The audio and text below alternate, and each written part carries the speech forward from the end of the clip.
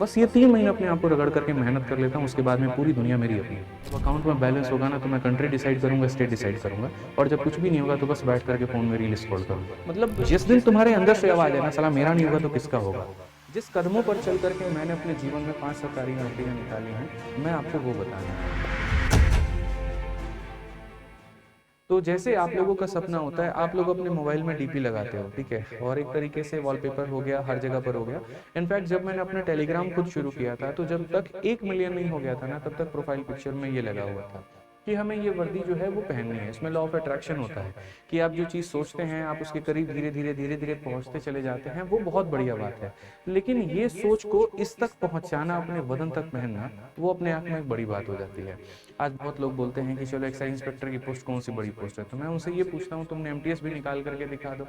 अगर यहाँ पर इतनी बड़ी पोस्ट नहीं हमारे घर पे तो कोई इंग्लिश बोलता ही नहीं, फिर हम इंग्लिश कहाँ से सेलेक्ट हुए, ठीक है, अच्छे अच्छे जो टीचर्स हैं मेरे भाई, वो पढ़ाते पढ़ाते थक जाते हैं, लेकिन वो सिलेक्शन नहीं ले पाते हैं, चाहे ज्ञान आकर के जितना भी बात क्यों ना दे।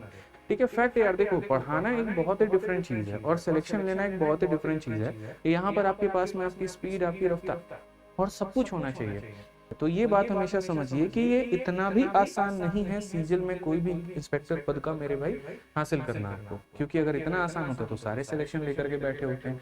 ठीक है, मैं सिर्फ इतना कहना चाहता हूँ कि मैंने अपने लाइफ में जो मैंने प्रिपरेशन के दौरान जो मैंने सीखा वो ये, तो ये जो मिला, ये कैसे मिला? पहली बार मैं पीपीटी में ये फोटो लेकर के आया हूँ, रीजन है क्योंकि आपको इसी मुकाम तक पहुंचाना है, इसी मुस्कुराते चेहरे के साथ। ये कैसे हो पाएगा? मैंने कहा ना कि मेरी वीडियो देखना, तुम्हारा 1 सेकंड भी टाइम वेस्ट नहीं करूंगा मैं। सबसे पहले भाई, मेंस को क्रैक करने के लिए सबसे पहला कदम होता है कि आपका सिलेबस कंप्लीट होना चाहिए। काफ़ी ऐसे बच्चे हैं जो ये मन में लेकर के चलते हैं, अभी जैसे प्री में एक बच्चा है मेरे पास में ऑफलाइन में, कि सर वो है ना 5-6 इंपॉर्टेंट टॉपिक बता देते परसेंटेज के, हम पढ़ के चले जाते, किसी तरीके से प्री निकल जाता ना, तो मेंस में बड़ा मेहनत कर लेते हैं। तो ऐसी मानसिकता के साथ में तुम्हारा ना प्री होना है ना तुम्हारा मेंस होना है। भाई देखो, आज मेरी बातें कुछ कड़वी लग सकती हैं, सॉरी, मैं आपको खुश करने के लिए नहीं आया हूँ। जो एक सच्चाई है, जो एक वास्तविकता है, जिस कदमों पर चल करके मैंने अपने जीवन में 5 सरकारी नौकरियां निकाली हैं, मैं आपको वो बताने आया हूँ। ठीक है, शायद आपको हो सकता है बुरी लगे, कड़वी लगे, जैसी भी लगे भाई, वो अपने पास में रखना। जो वास्तविकता है मैं वहीं शेयर करूंगा। तो अगर हवा हवाई के चक्कर में तुम सोच रहे हो तुम्हारा मेंस होगा, तो मेरे भाई मैं वहां पर एक ही बात बोलूंगा, शायद सबसे बड़े मूर्ख इंसान हो आप वहां पर।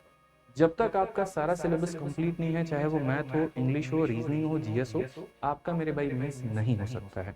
दूसरी बात, अगर आप चाहते हैं कि एक अच्छी लेवल की पोस्ट मिले, कि इंस्पेक्टर रैंक आपको मिले, तो प्री में अभी से आपका अगर 150 प्लस स्कोर है, तो आप अपने आप को मेंस के लिए काफ़ी कॉम्पिटेंट मानिए। देखो 130 प्लस वालों का भी करिश्मा हो जाता है कभी कभार मेरे भाई, और वो भी पेपर निकाल लेते हैं एंड तक में। 140 प्लस वाले भी निकाल लेते हैं, लेकिन अक्सर मैंने ये देखा है कि जिनका 150 से ऊपर स्कोर होता है ना, तो वो वहां पर टॉप के 50,000 बच्चों में जरूर होते हैं। ठीक है, वो उस फाइट में जरूर रह रहे होते हैं, 150 प्लस, 160 प्लस यहाँ पर।